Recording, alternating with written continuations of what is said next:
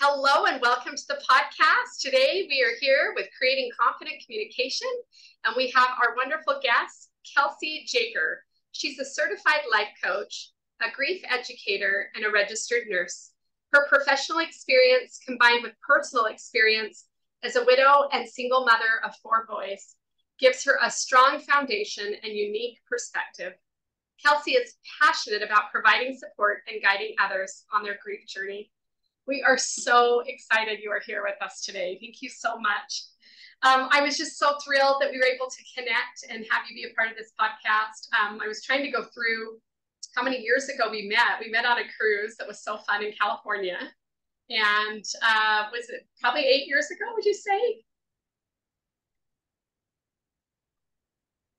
My youngest was probably about 2, and you had your number 3 that was around the same age. So I think it was about 8 years ago. Wow, that went so quick. So anyway, at the time, I think you lived in California, so we became great friends. We tried to check in a few times to come visit, and then I believe you moved away. So and we didn't get to really connect as much until social media. So I would just love if you were willing to kind of open up and tell a little bit about your story. I mean, here I feel like we have a friendship, but you've had something so amazing happen where you've been able to help others and share. Would you be willing to just start and open up a little bit about your journey from the time we Yes, met? It all yes. changed. Talia, I am so sorry, but someone let the dog out and she is scratching at my door. My Hey, children. you know I'm what? so sorry. You are just fine. You know what we love as mothers and all of these incredible things is that we balance all things. We have kids, we have life, we have dogs. Oh, the dog's so cute. Yes, I apologize. Oh, she can come, she or he can come hang out with us. This is Echo. Oh, awesome. Yeah, she's my grief puppy. Oh, I love it. We all need a grief puppy. So why Yes. didn't you, start with since we met so long ago, like what experiences, what led you on this journey? Um, so when we met, we had lived in California. So my husband, Colin, and I were both born and raised in California. All our kids were born there. We had, all our family was in Southern California. We had plans to always stay there. And then it was in 2018, the end of 2018, December of 2018, that we both had a very strong impression that we needed to move. We needed to leave California. And we were like, what? Like, that's so random and weird. Like, no, we want to stay. But my husband and I had a very strong impression that we needed to move to Florida. And we were self-employed, so we could go anywhere. But we had no ties in Florida. We didn't know anybody. Um, so it was very specific that to where we needed to move in Florida. So what we did is we found a realtor and we booked a trip out to Florida, and we didn't tell anybody what we were doing except for my parents because they watched our kids. And we told everyone we were going on a business trip, which I mean it kind of was. It was just a little tiny lie. Tiny lie. On our first trip out here, we actually bought a plot of land and signed a contract to build our home. And it was crazy. Like, it was insane. We had never been here before. And we were like, decided to move our family across the country. We knew it was insane, but we couldn't deny the that, I say the spiritual prompting, but you can say the universe, whatever, whatever you want to call it, was definitely telling us that we needed to make that move. So it was really scary. It took us a year to build our home. And in December of 2019, we moved our family from California to Florida. And then COVID happened a few months after we moved. And then in August of 2020, about 8 months after we moved, our 2 oldest sons, Ian and Luca, were in a motor vehicle accident. A pretty severe motor vehicle accident. Luca, there were 6 passengers, and Luca was 14 at the time, and he suffered the worst injuries of all the people. And he required multiple surgeries, lots of physical therapy and rehab, very, very lots of pain. Um, so that happened to him. And then Ian, our oldest son, he was the only one in the cart that hit his head.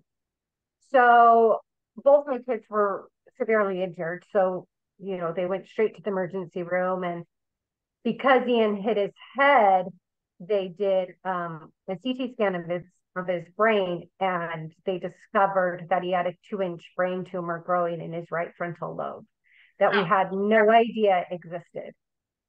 So here I am in the emergency room. Like I was in complete shock as to what had just happened. Right before the accident, I talked to my kids on the phone.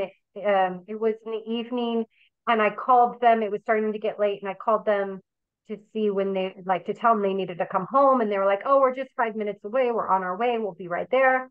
And the accident actually happened about 5 minutes later, just 2 houses down from our home.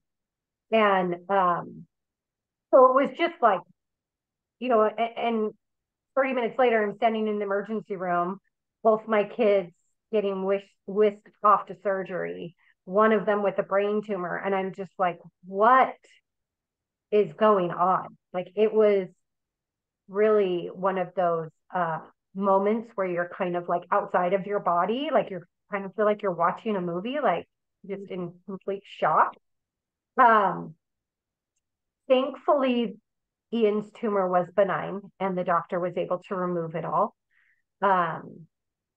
But the neurosurgeon explained to us that because he had no symptoms and that tumor was probably growing for a while, that the accident most likely saved his life, because they wouldn't have found it until it was making him sick.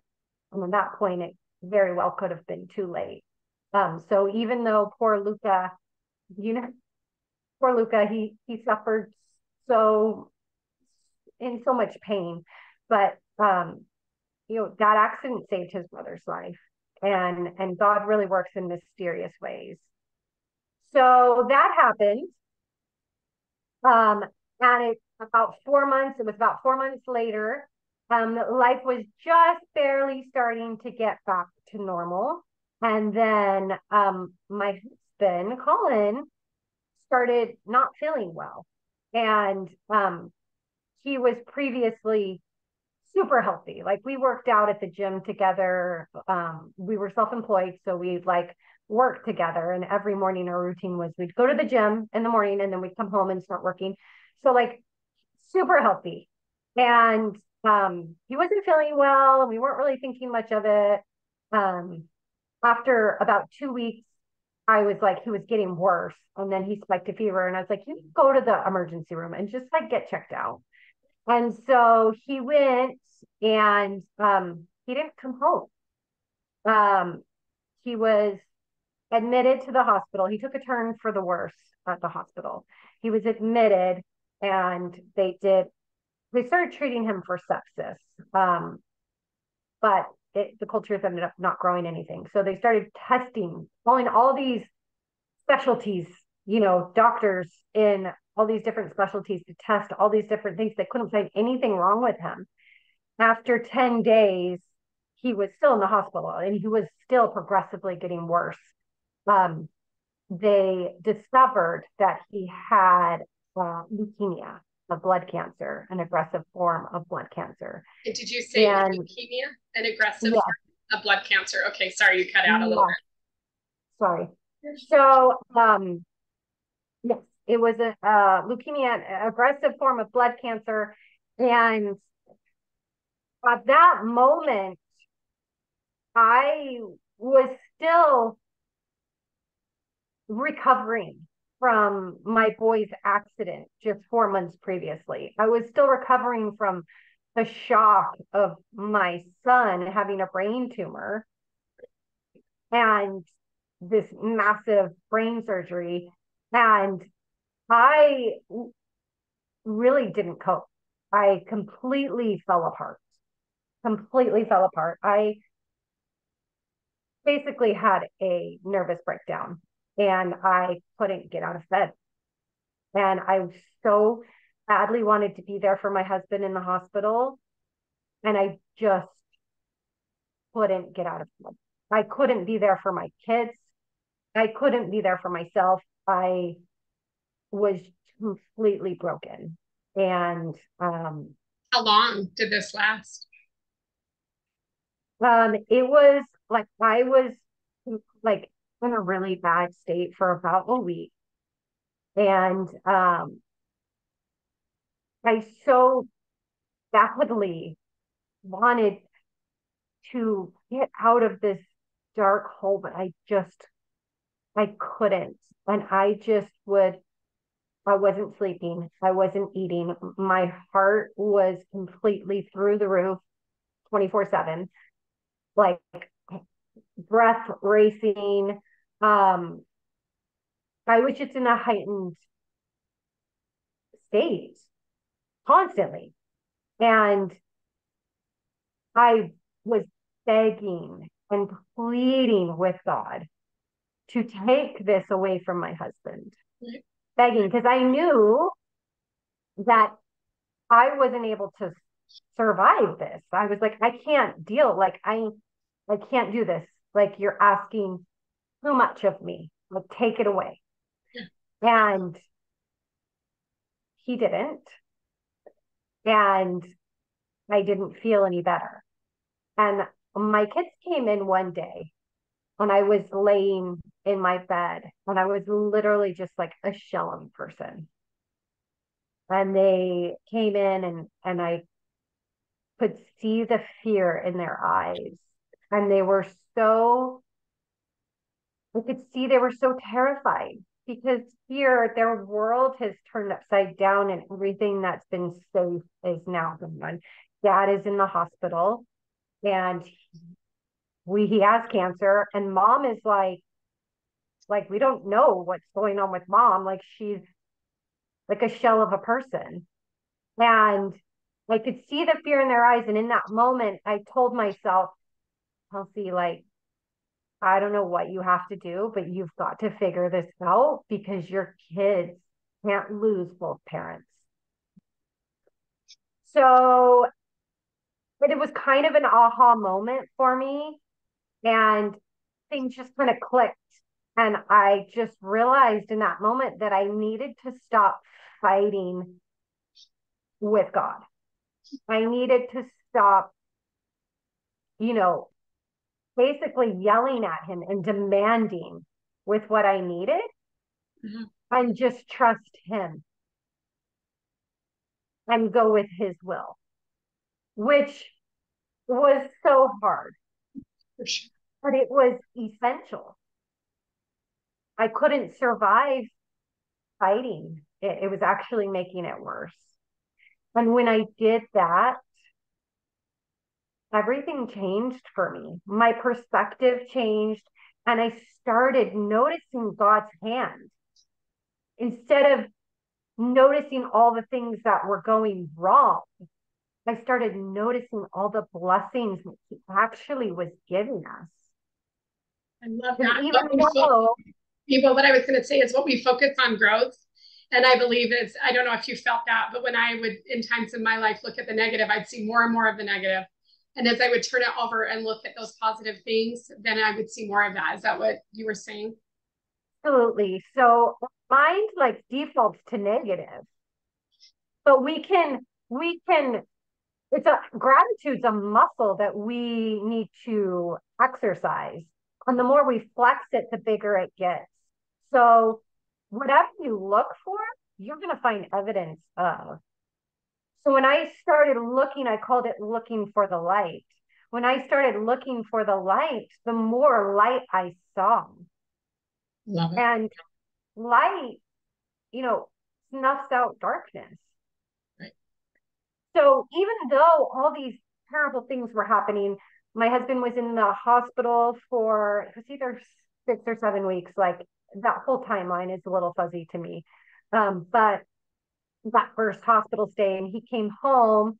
Um, he was very sick. He was in liver failure. And basically they couldn't give him any more chemo. And it was kind of just like, he begged them to let him go home because he had been in there for so long.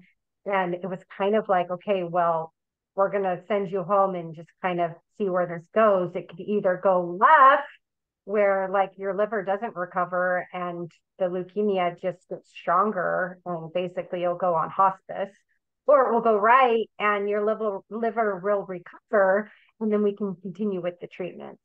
And my husband was a great man of faith. And he had no doubt that he was going to beat the leukemia. No doubt. So he was like, send me home. My liver is going to get better and I'll be able to continue with the treatment. And the doctors were like they weren't so sure about that. And me as a nurse, I wasn't so sure about that either, but he had no doubt in his mind. And so they let him go home. And what he predicted would happen is exactly what happened. Like his body just kind of like he was so swollen and had so much extra fluid. And within the period of like 24 to 48 hours, I think he lost like 40 pounds of fluid. Wow. And his lymphatic system just kicked in and his liver started healing itself. And it was really miraculous to watch. Like the doctors were amazed. I was amazed. Um, and to him, it was just like, of course, this is what happened. Like he never had any doubt. So he continued with the treatments. And then so. And did you write about your story or share it at any point at this point? I did. So I started at this point, when my husband was first diagnosed, I had social media accounts on Instagram and Facebook. I wasn't like crazy active on there, but I enjoyed dabbling on there and just keeping tabs with friends and family, especially because we had moved. And so it was a way, to connect with people and keep in contact with what was going on. But my accounts were very, very private. Everything was shut down. Like if I didn't know you very well personally, like I didn't let you see my stuff. Yes. So I started posting on there just to keep family and friends like up to date with what was happening with Colin and his progress and everything. And then one day it became very, very, very clear impression to my mind. Like you need to make your social media posts public. And I was like, no, I don't want to. And I was being very vulnerable on there and kind of just sharing my heart. And, it was hard for me to do that, even though my audience was close family and friends. For sure. And so vulnerability is a hard piece. That's why my question was, when did you feel called to start communicating and sharing your message? Yeah, so when I started posting about my husband and his journey, and then it was just like after a few months, it was just very clear, like you need to make this public. And Talia, literally, I would post something, share my heart, and I would throw my phone like across the bed and just like my face because I was like it was so hard to be so vulnerable and just open myself that way.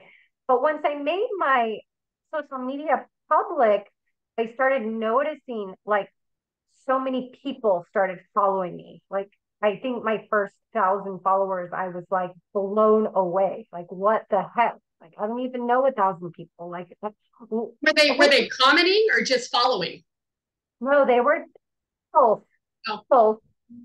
I was just like, right, like I'm just this, regular mom, like and wife, and like why do people want to follow what I have to say? But I started receiving messages and comments, and I realized really quickly that there were so many people in the world that were hurting and were struggling and could relate to our story and to what we were going through. And so that was like very motivating for me to continue to do so. Even though it was so hard to be vulnerable, I just knew if,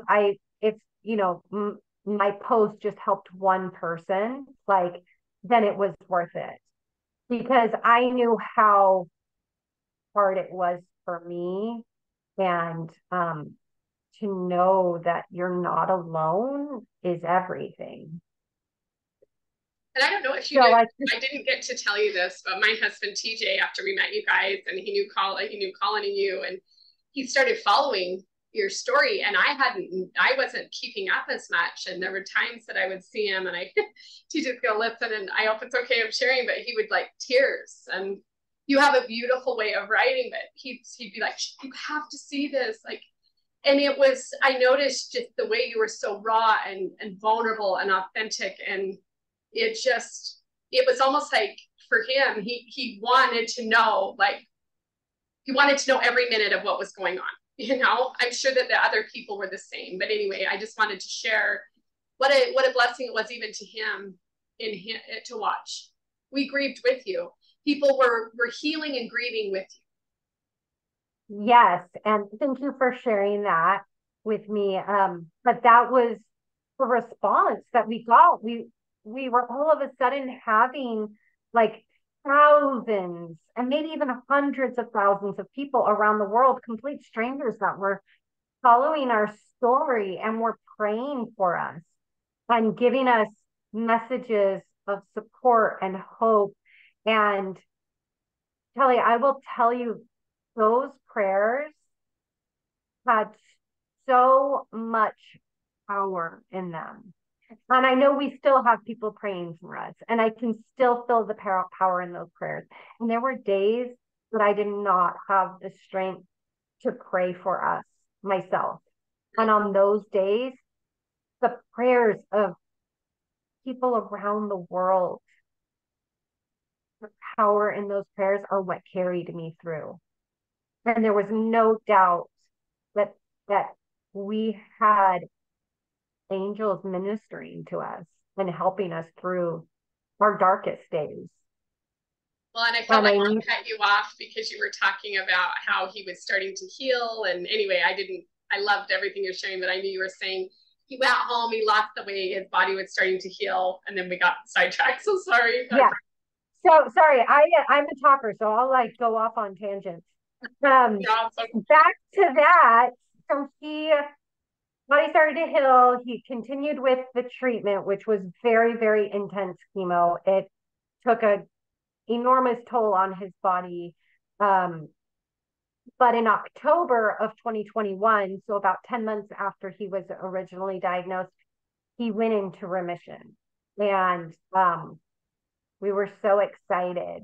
And he still needs to continue with chemo, but it was at a much lower intensity and lower dosage. Right. So that was in like mid-October. So November and December, he was in remission. And then at the very beginning of January 2021, so exactly 1 year from original diagnosis, he got sick again. And I took him to the emergency room and they did a scan and they saw that the leukemia had returned and it had spread to his liver. Mm-hmm. So the doctors had warned us from the very beginning that if he did go into remission, which he didn't have a very good chance of that happening, but if he did, and the cancer came back, that it would be almost fatal, like almost impossible to get rid of. So, of course, this reoccurrence was just completely devastating. But Colin never lost his faith. He was like, it's okay. Like, I just have to go through this, and I'll be fine. And 2020 was extremely difficult. He was in the hospital more than he was home. and he had a slew of complications. And he almost died probably a dozen times. And as a nurse, I saved his life probably a dozen times. And Uh, when was this, in 2021? and this was 2022 when it reoccurred. It came back with a vengeance. And And how did you save his life? there were multiple things that happened. I'll give you one example. He passed out in the shower, Oh, and I just happened to be standing right there. And he was getting ready. He had a doctor's appointment, and he was in the shower getting ready to go to the doctor's appointment. And he's like, I don't feel good. And I was like standing right there. And so I turned to like go to like support him, and he just collapsed right there. And Wilson is a big guy. He's 6'2", with the chemo and Bill. everything. He put on weight. He was like 300 pounds. I'm little. I'm 5'4", 115 pounds, and I'm holding him, and he has completely passed out, and he's wet and slippery in the shower. And he was on blood thinners um, because he had had a clot in his brain. I mean, there's like so many things. I also caught that. Um, so there's just so many things. But yeah, so if I hadn't been right there, he would have fallen and hit his head, and he would have bled out in the shower. But there were so many things that, like, because of my knowledge as a nurse, and because I was just in the right place at the right time, um, like I caught things. And so 2022 was extremely difficult. And Colin, like I said, never lost faith. He He believed he would be healed the whole time. believed he would be healed the entire time. And until the day before he passed away, he believed he would be healed. And When did he pass away? he passed away July 14th, 2022. And as a nurse, I would go into his like patient portal multiple times a day. I'd wake up in the middle of the night and I would check his labs and everything. And I knew that even though the doctors weren't telling us, I mean, they were like, this is bad, but they were telling us like, it's not, all hope isn't lost. But I knew because I was seeing everything. And so the day before, so on July 12th, 2 days before he passed away, I actually went to the beach with two of my girlfriends. And I hadn't been to the beach. We live right next to the beach, and I love the ocean. And I hadn't been all year because I basically had been with him constantly. But my mother-in-law was in town to help me with Colin, and she took the night shift at the hospital, and she came a little bit early that day. So I left the hospital around 3 p.m. and I called my girlfriends up and I was like, I really like, let's go to the beach. So they came with me and we went to the ocean, and it was like, felt so amazing. And I remember just feeling this like surge of joy and just relief, and telling them like how amazing I felt. I just felt alive. And then we had this amazing, swim. And I went out onto the sand and I just broke down and just started sobbing. And they were like, what's wrong? And I said, he's not going to make it. And they were like, did the doctor say something? And I was like, no, I just know he's not going to make it. And that next morning um, is when the doctors came in and said, like, there's nothing else we can do, and you'll probably only have a few more days to live. So it wasn't until that day that Colin acknowledged that he wasn't going to be healed. And he said, I want to go home. So the doctors put in the orders to set up hospice, and the nurses and everyone on the team worked really hard to get him home as quickly as possible. And Talia, when the ambulance came to take him home that night, they asked me, if he passes in the ambulance, where do you want us to take him? And our house was only like 25 minutes away. And I was like, I don't know. Like, you don't think about things like that. You don't think like, and I was like, he wants to go home. So I guess take him home. And so I sat with him in the ambulance and I was praying, like, please don't pass in the ambulance. And he didn't. He made it home and he was really out of it, but he was aware enough to know that he had made it home. And he passed the next day. When I was there, he passed in my arms, and our four boys were around him and his mother, and he passed very peacefully in our home. Which is probably exactly what he wanted, right? It was exactly what he wanted. And it was so incredibly tragic and so incredibly beautiful all at the same time. It was hard to describe that experience, and the conflicting emotions and like thoughts and feelings in that moment. It's really hard to describe. Well, it's interesting. I wanted to ask you what was the most difficult time or struggle. And I wonder, was this the time, or would you say like caring for him as a caregiver? Like, what was the hardest? I mean, I know it all, I can't even imagine, but then being that nurse, right, who was also caregiving for him. So that's a really good question.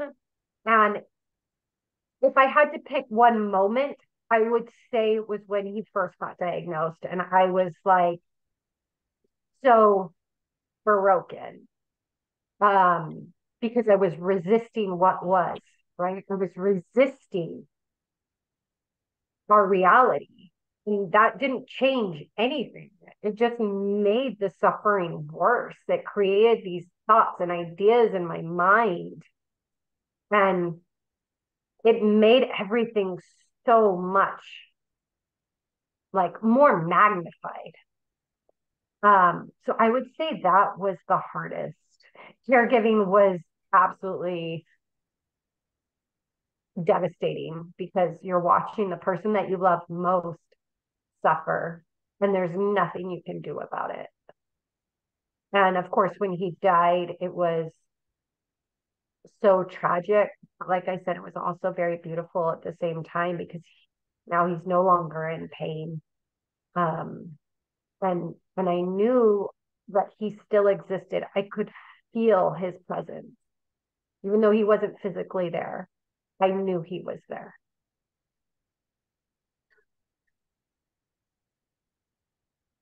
Can't even imagine what that felt like and what, but I'm sure that your boys were so grateful to have that closure with him and so grateful to watch a father who was strong in his mind the whole time. I mean, that is a real gift.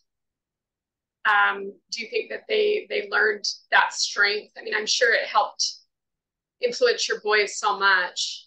What would you say was the greatest strength they got from this? The greatest strength, and I say this, I've said this multiple times, the greatest lesson that my boys got from their dad was enduring to the end. And that was the greatest strength that Colin had, is he never was bitter. He never was angry. And he never lost his faith. And he endured to the end. Wow. Which is such a wonderful quality. Yes. So that was the greatest lesson he gave the boys. Mm-hmm. Looking back, if you were to say just one thing to another mother or another widow or anyone who's grieving, and struggling with what you went through, watching a loved one, caring, taking care of a family, all of it. What would you say to the one person that feels like giving up, that can't leave their bed like where you were for a week because this was the reality? What would you say to the one? I would say, first and foremost, please know that you're not alone. You're not the only one that feels, because it's very isolating. It feels like you're the only one that is experiencing this or has experienced it. And I would say it's okay to feel the way that you do. It's okay to not be okay. It's okay to be in pain. Grief is complex and it's a unique process, and there is no right or wrong way to experience it. And it's okay to reach out for support, whether that's from family or friends or professionals, and also to take each day as it comes. And sometimes it's too hard to look at the whole day. It's completely overwhelming. When that happens, you just look at the hour. And if that's too much, just look at the minute. What do I need to get through this minute? And to give yourself permission to feel whatever emotions arise. Healing takes time, and that it's a myth that time heals all wounds. There's no set timeline for me moving through grief. And it doesn't just get better with time. And I would say that you are stronger than you realize. And that with support and effort, you will find ways to navigate this challenging path and find moments of peace and healing along the way. I think those words are so beautiful. And I'm sure when you were in the middle of this, there was nothing that could explain the pain and the things. But looking back, what would you say the gifts of the experience are? I mean, what is it that, because we'd love to learn a little more about you, what is it that you share, or your Instagram? How could we learn more and find, what do you do to help others now? I'm just curious how we can find you. Yeah, so my company is Rise with Grief. And I named it Rise with Grief because rising with grief doesn't mean that we forget or stop missing those who we have lost. The goal is not to get over grief, but to find a way to carry it with us while still living a fulfilling and meaningful life. Like finding a way to integrate the loss into our lives and allowing ourselves to heal and grow despite it. And so that's what I do for my clients as a life and grief and loss coach, is I help them to process their grief and find healing and growth and a deeper appreciation for the love and connection that they share with their loved ones. Because that love and connection doesn't stop with death. It's still there. So if there's people that want to find me, my website is risewithgrief.com. I'm also on Instagram. It's Jager, Jager Jager.strong, or on Facebook, Kelci Jager. You know, it's interesting as you share this, I love it, is sometimes we think, how could the hardest thing we've ever gone through be the one thing that we're called to help other people with? And it's like, no, I can't do this. But there's no one better to do it than those that have been through it and had that empathy and get it. And I always love to share in this podcast, you know, that if we can do these things, if you can raise 4 handsome, strong boys and, you know, get through with what you have. I mean, I remember as TJ and I had a conversation when we met you on that cruise, it was like, you guys were tan and fit, your husband's super strong, and these darling blonde-haired cute boys, they had curls and surfers. I just thought, they're like they're the perfect family. You know, you do this comparison thing in your head with life about, you know, all these perfect things. And little did we know that even a few years later that no one's perfect. Everyone has pain and struggle, that you would go through something so difficult. And we just remember, this parts we saw, which was brief, but the strength, even the smile on your husband's face, just a good, solid man. And I'm just grateful for you taking time to share your vulnerability to help other people, Kelci. Absolutely. And I do feel like this is my calling. I feel very strongly that this is what I'm supposed to be doing at this time and place. And it's such an honor for me to be able to help people during the hardest days of their life. And it's such an honor for me to have them trust me with their heart. And it's not a responsibility that I take lightly.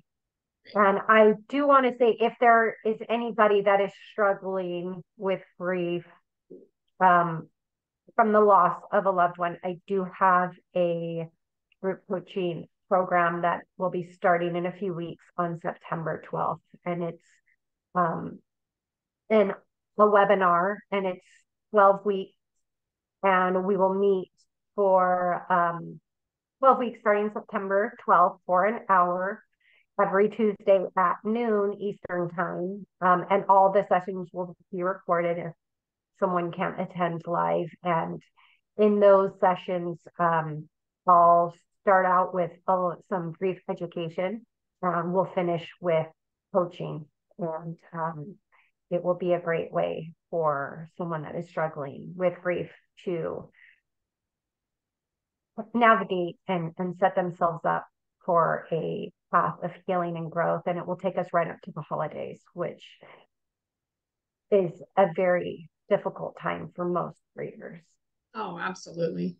Thank you so much. And knowing you personally, I know you have so much to offer and share, and highly recommend looking up Kelci and her website. We'll have everything in the show notes. And we just want to humbly say thank you. And for those that haven't subscribed to this Creating Confident Communication, please do and share it. We're so excited to share these podcasts to help other people know that if we and everyone that's been on the show can share such difficult challenges and trials, and we're getting the confidence to communicate and share our message, then we know that you can do it too.